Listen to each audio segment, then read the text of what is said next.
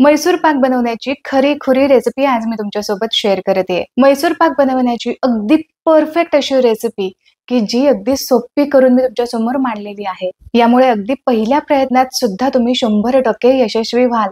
इतकी साधी सोपी रेसिपी मी तुमच्यासमोर मांडलेली आहे. बाजारात मिळतो अगदी त्याहूनही कितीतरी सॉफ्ट, जाळीदार आणि याचबरोबर घरात बनवलेला हा मैसूर पाक खाण्यासाठी अजिबात मनामध्ये गिल्ट येत नाही, कारण यामध्ये अजिबात आपण डालड्याचा वापर केला नाही. काही मोजक्याच घरात असणाऱ्या साहित्यांपासून बनणारा हा मैसूर पाक बनवायला खरंच खूप सोपा आहे. त्यात मैसूर पाक बनवण्याची ही रेसिपी खूप सोपी करून मी तुमच्या समोर मांडली. यामुळे पहिल्या प्रयत्नात 100% यशस्वी व्हाल. या सगळ्या छोट्या मोठ्या टिप्स मी तुम्हाला व्हिडिओच्या दरम्यान दिलेल्या आहेत.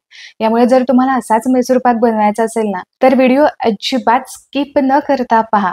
सगळ्या टिप्स जशाच्या तशा फॉलो करा आणि मग बघा 100% तुमचा हा मैसूर पाक बाजारात मिळणाऱ्या मैसूर पाकाच्या तोडीस तोड देणारा असेल.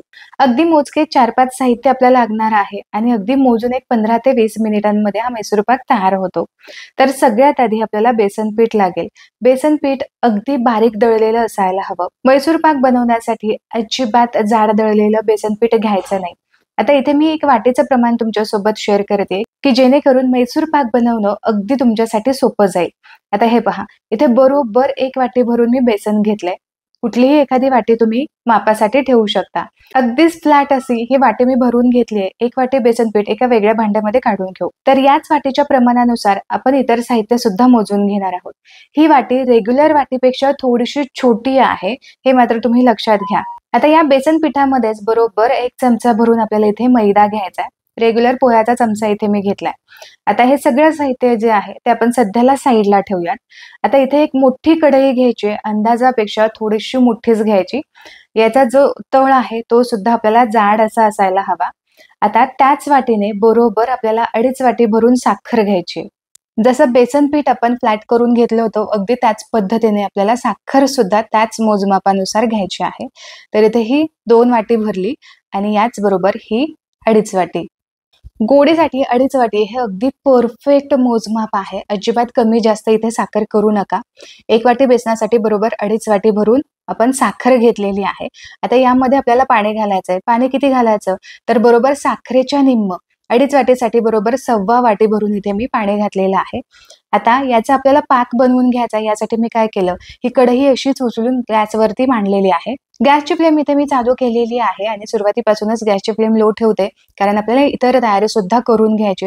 आता इथे मी एक पातेलं घेतलेलं आहे. यामध्ये आपल्याला तेल घालायचंय. इथे आपण तुपाचा वापर न करता आज आपण तेलाचा इथे वापर करतोय.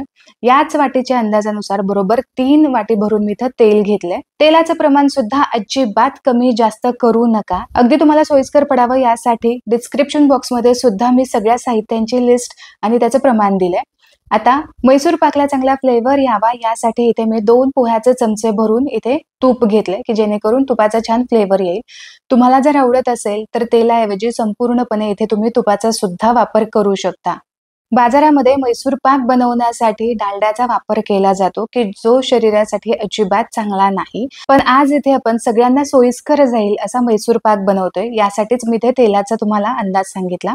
पण तेलाऐवजी नक्कीच तुम्ही इथे तुपाचा सुद्धा वापर करू शकता. आता हे जे काम आहे ते तुम्हाला आधीच करून ठेवायचंय. तर इथे एखाद्या चौकोनी भांड्याला किंवा इथे तुम्ही असं थोडंसं खोलगट असणारं ताट घेऊ शकता. तर या भांड्याला आधीच हा ऑडीचा इको बेक पेपर लावून घ्यायचा की जो नॉनस्टिकी आहे, रियुजेबल आहे, कन्व्हिनियंट आहे आणि मुळात हा इको फ्रेंडली सुद्धा आहे. त्यामुळे इको बेक पेपर लावून हा डबा मी साईडला ठेवला. आता इथे आपण जे बेसन घेतलं होतं यामध्ये आपल्याला गरम केलेलं तेल घालायचंय. तेल हलकंसं गरम झालं की यामध्ये अर्धा पळी मी तेल घातलं. थोडंसं मिक्स करून घेतलं. आता आणखीन अर्धा पळी तेल घालूयात. असं केल्याने काय होतं, बेसनाचा इथेच कच्चेपणा निघून जातो आणि यामध्ये तयार झालेल्या गुठळ्या सुद्धा संपूर्णपणे मोडल्या जातात. तर ही अत्यंत महत्वाची स्टेप आहे. ही अजिबात स्किप करू नका. इथेच तुम्ही बेसनामधल्या गुठळ्या मोडून घेतल्या की नंतर तुमचं काम अगदी सोपं होऊन जातं. मैसूर पाक बनवण्यासाठी बेसनाची क्वालिटी सुद्धा खूप महत्वाची आहे. यासाठीच मी पुन्हा एकदा तुम्हाला सांगते की बेसन अजिबात जाड दळलेलं नसावं. हवं असेल तर तुम्ही बाहेरून विकतचं पॅकेटमधलं बेसन सुद्धा घेऊ शकता. आता इथे तुम्ही बघितलं की अजिबात यामध्ये लम्प्स राहिलेले नाहीत.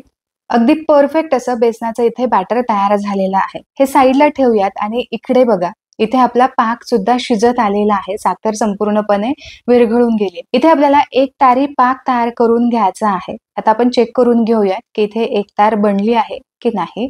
तर सध्या तरी मला असं वाटतंय की आणखीन 1-2 मिनिट हा पाक शिजवण्याची गरज आहे. तर बरोबर 2 मिनिटानंतर हा पाक मी चेक केला तर बरोबर तार अशी खेचली जाते. बोटाने सुद्धा आपण हा चेक करून घेऊ. तर बघा बरोबर इथे एक तार येते, याचाच अर्थ एक तारी पाक आपला तयार झाला. जरी हा पाक कच्चा राहिला तरी सुद्धा पुढे जाऊन काय करायचं हे तुम्हाला मी सांगणारच आहे. आता अगदी खाण्याचा थोडासा रंग मी इथे घातला, पूर्णपणे ऑप्शनल आहे, नाही घातल्यात तरी सुद्धा चालेल. 2 ते 3 थेंब मी इथं खाण्याचा रंग घातला आणि याचबरोबर तयार केलेलं हे बेसनाचं बॅटर यामध्ये घातलं. आता इथून पुढे मात्र गॅसच्या फ्लेमवरती थोडंसं जास्त कटाक्षाने लक्ष द्यायचं आहे. साईडला आपलं तेल सुद्धा गरम होतंय. आता इथे मी गॅसची फ्लेम संपूर्णपणे लो केलेली आहे, तेलाची सुद्धा आणि या कढईची सुद्धा. आता घातलेला हे रंग आणि बेसन या पाकामध्ये चांगला आपल्याला मिक्स करून घ्यायचा आहे. गॅसची फ्लेम लोच आहे. तर हे बघा अजिबात गुठळ्या न होता हे बेसन पाकामध्ये चांगलं मिक्स झालंय. फक्त 1 मिनिट भरासाठी हे बेसन आपण या पाकामध्ये शिजवून घेऊ.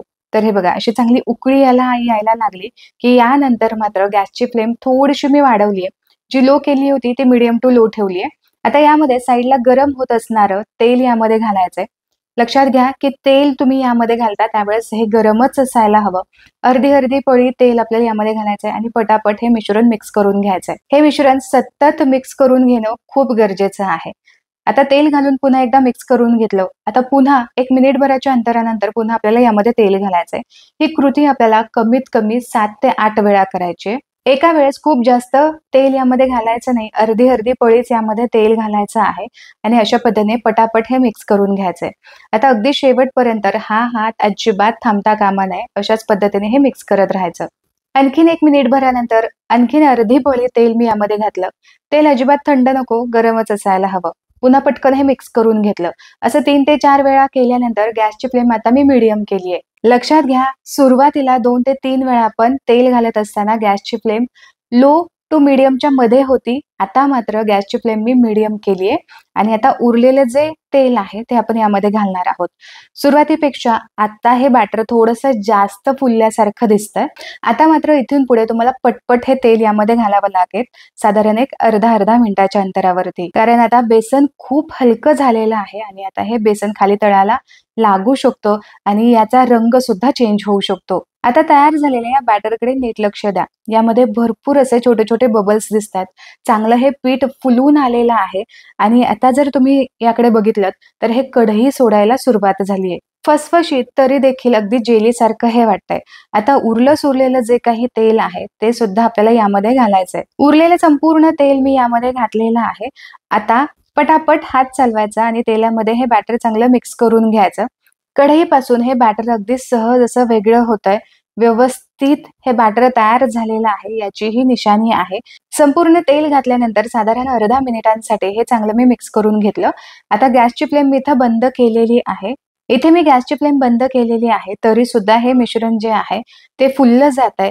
आता यानंतर लगेचच अजिबात वेळ न घालवता हे बॅटर आपल्याला पटकन या भांड्यामध्ये ओतून घ्यायचंय. अजिबात मिनिटाचा सुद्धा वेळ लावायचा नाही, कारण हे बॅटर खूप लवकर सेट होतं आणि यामुळेच पटकन तुम्हाला हे या भांड्यामध्ये ओतून घ्यायचं, म्हणजे हव्या त्या साईज मध्ये तुम्ही मैसूर पाक तयार करू शकता. इथे जर तुम्हाला एकट्याला जमत नसेल तर कोणाची तरी मदत घ्या की जेणेकरून हे सगळं बॅटर तुम्हाला या भांड्यामध्ये ओतून घेता येईल. मी एकट्यानेच हे करत होते, यामुळे जे कढईला शिल्लक राहिलेलं बॅटर होते ते पुसून घेईपर्यंत हे थंड सुद्धा झालं आणि यामुळेच हे थोडंसं डब्यात ओतलेल्या बॅटरपेक्षा थोडंसं वेगळं दिसतंय. पण हरकत नाही.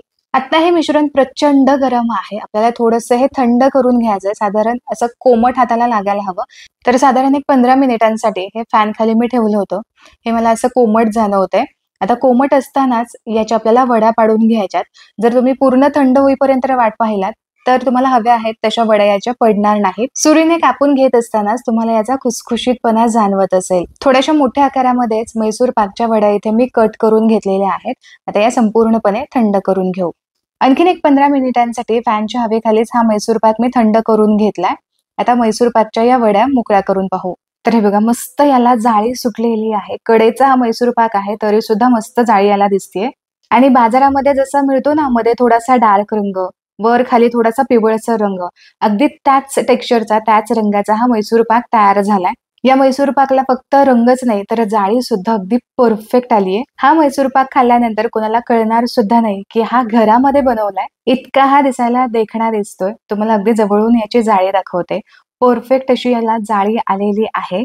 या मैसूर पाकचा खुसखुशीतपणा तुम्ही बघू शकता. आतमध्ये सुद्धा भरपूर जाळी आहे आणि हा मैसूर पाक तुम्ही 2 बोटाने अगदी सहज याचा भुगा करू शकता. आशा करते की आजची ही मैसूर पाकची रेसिपी तुम्हाला खूप सोपी वाटली असेल आणि तुम्ही नक्की ट्राय करून पाहाल. ट्राय केल्यानंतर तुमच्या प्रतिक्रिया द्यायला मात्र अजिबात विसरू नका. ही रेसिपी आवडली असेल तर तुमच्या मित्रपरिवारामध्ये नक्की शेअर करा.